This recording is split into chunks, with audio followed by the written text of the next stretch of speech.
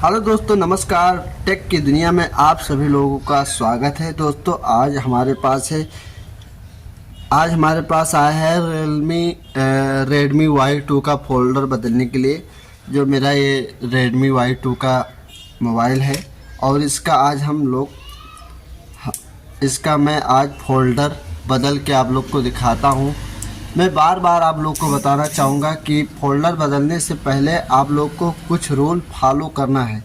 नहीं तो क्या होता है दोस्तों, कभी कभी फोल्डर आप लोग का बदलने के बाद मोबाइल में डिस्प्ले में लाइनिंग आ जाता है, ब्लैक एंड वाइट आ जाता है, डिस्प्ले वाइट हो जाता है, ब्लू दिखने लगता है, बहुत समस्या आता है। इस सब पहले से आप लोग को डिस्प्ले लगाने से पहले ये सब आप लोग को हाथ का सफाई और मैल जो होता है उसको उसी हिसाब से आप लोग को काम करना है।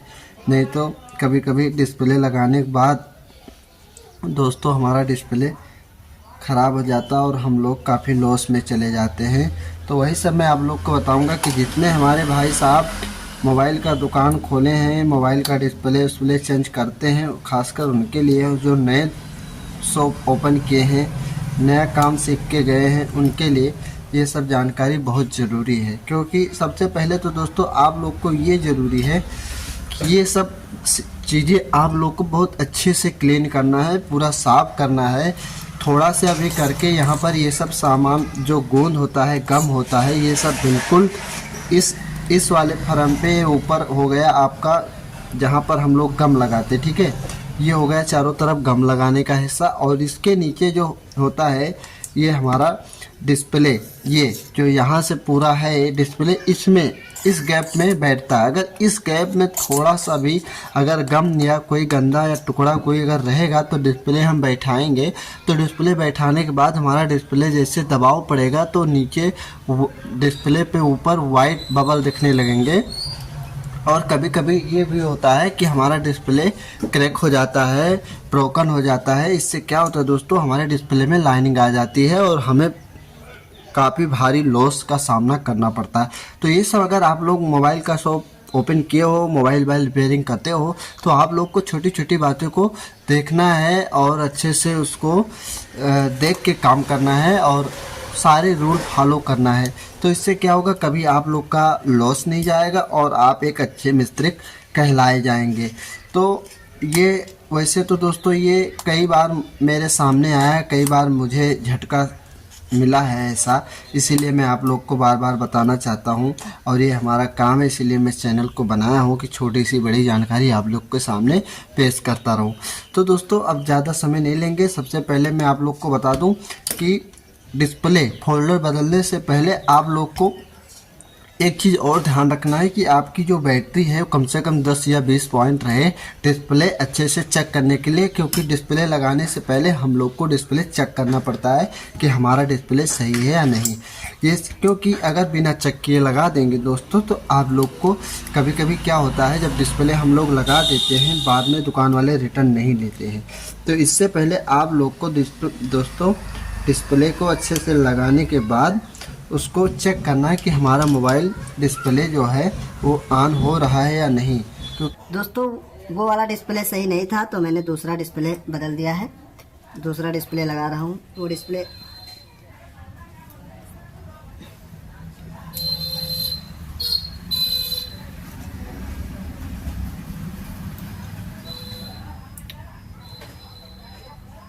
और ये डिस्प्ले दोस्तों ऑन हो गया है।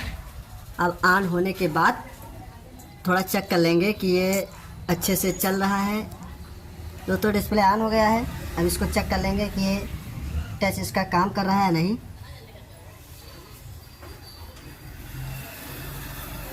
मैं आप लोग को दिखा दूं कि ये देखिए, ठीक है।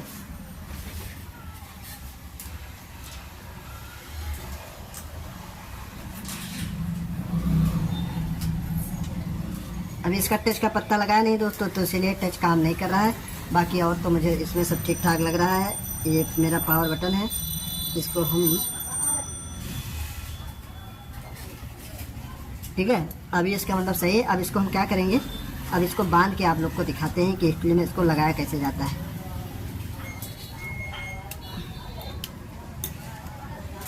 तो सबसे पहले मैंने इसको निकाल दिया दोस्तों।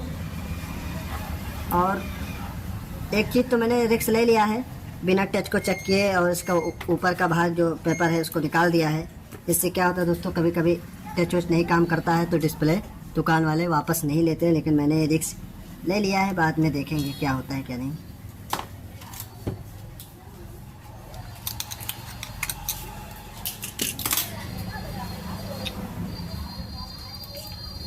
मैंने इसको ऑलरेडी पहले से साफ़ कर रखा था। एक चीज़ और बता दें, अगर आप लोगों के लिए ये टूल नहीं है, RI14 ग्लू रिमूवर, ये गम हटाने के लिए बहुत ही बेस्ट मशीन है दोस्तों। ये बहुत ही अच्छे से वर्क करता है और ये गम हटाने के लिए इसको बहुत अच्छे से काम करता है। तो ये आप लोगों के लिए रहेगा तो बहुत अच्छा रहेगा। चलते हैं हम गम को लगाते हैं दोस्तों। इसको चिपकाने के लिए T700 नंबर 1 ग्लू गम रहेगा, ये आप लोगों के लिए एकदम बेस्ट रहेगा। तो इसके चारों तरफ हम अच्छे से गम को लगाएंगे।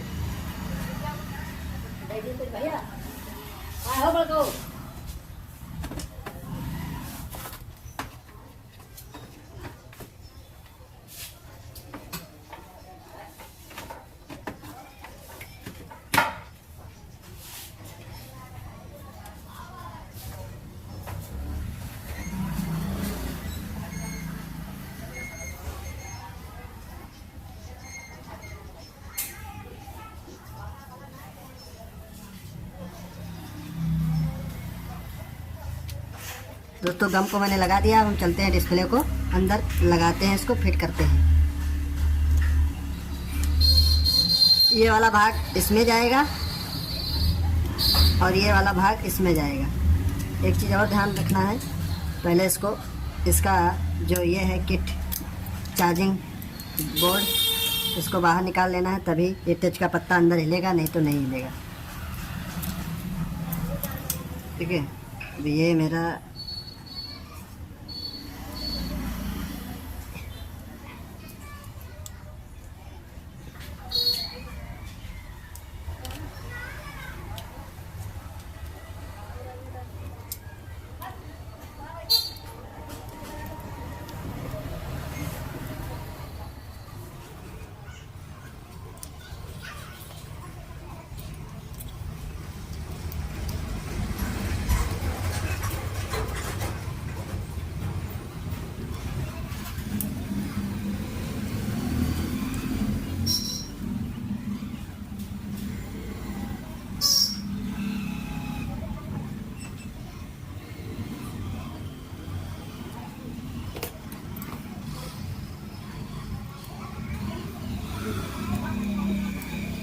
ये नेटवर्क पत्ता है दोस्तों।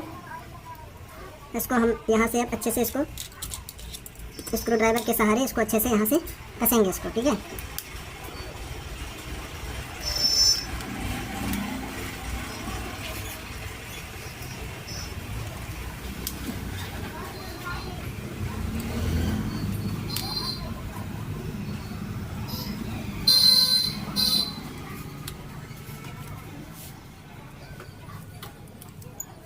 अब ये मेरा हो गया। ठीक है, अब मैं इस वाला साइड यहाँ का आगे का हिस्सा लगाऊंगा।